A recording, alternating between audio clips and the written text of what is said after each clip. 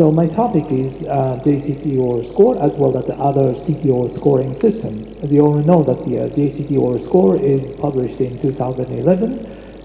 Originally, that is focused on the guide wiring within the 30 minutes beyond the CTO. So it is really a good association with some difficulty of the CTO PCI. Based on the angiographic features such as the tapered or the blunt proximal cap, as well as the presence of calcium, bending, as well as a long lesion dichotomized by the 20 millimeter longer or less, as well as a retry lesion. When you calculated those numbers as each scoring assignment here, probably you can see that the more than 3 categorized into the very difficult category.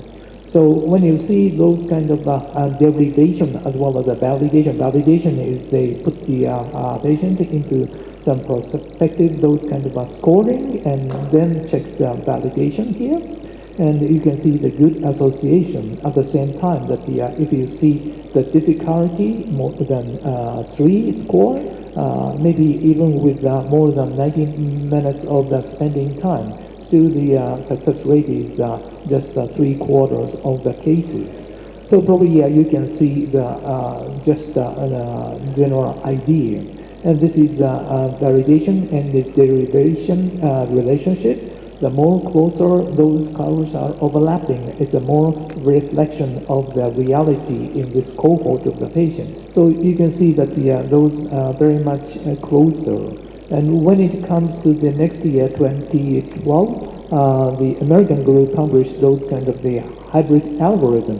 Although this is different from the scoring system, but back to this the original point I make in the later time, that the those kind of some scoring as well as algorithm is pretty much some key point for stressing on the difficulty as well as understanding the common language of our PCI community. So they focus on the angiographic characteristic just of only 4 key factors: proximal cap, as well as landing zone, as well as the presence or the absence of the interventional collaterals. And the last thing is the, of course, the lesion length, more than 20 or less than 20. If you focus on those 4 parameters, probably you can reasonably landing on one of those approaches: integrate wiring escalation, integrate dissection reentry, retrograde to lumen puncture, retrograde dissection. Of course, those are their assumption, of course. And when it comes to the year 2016, those are the American scoring system based on their hybrid experience.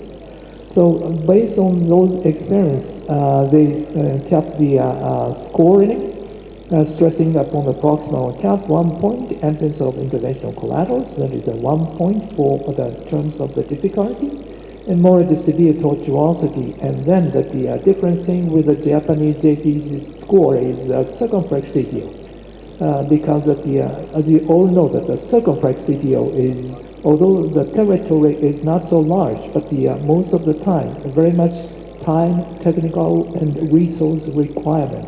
So it's a very much difficult challenge for all of the CTO in the circumflex territory, and they apply those kind of the derivation as well as the validation relationship, and it's very much fitting. Within the same group of their patient, the fitting curve is a little bit different, but when it comes to the Japanese CTO group, probably the fitting of the curvature, the closer they are, the better fitting they are, as I said. So it's a very much closer matching for their patient cohort. So this is a summary of the CTO scoring system. As you can see that the JCTO score focusing on those 5 angiographic parameters plus the clinical factor as a previous failed attempt. And this is a French group also focusing on the prior CABG as well as the prior MI including. And this is the progress CTO score, just I mentioned. And this is very happy to introduce that the Dr. Galassi, one of the invited faculties here, personal experience, and based on the age as well as some osteal lesion, and some calcification. He stresses upon those are the major barrier for the CTO success. And this is the most recent collateral scoring system, a Euro intervention by the Margaret as well as the Spratz in 2016. If you focus on those collateral channels, you can reasonably scoring the difficulty in the case of the retrograde approach when you see the donor size of the angulation as well as the recipient vessel angulation and collateral size. And Margaret calculated those kind of interventional collaterals. It's a very much complex equation, so probably if you are really interested in, you can look for the Euro intervention for the further detail. And finally, the most recent channel size as well as the channel tortuosity predict the retrograde success. That is a Taiwanese group here. And they stress upon the univariate and multivariate analysis, large size of the collateral as well as the lack of tortuosity as the two major factors for successful collateral channel crossing.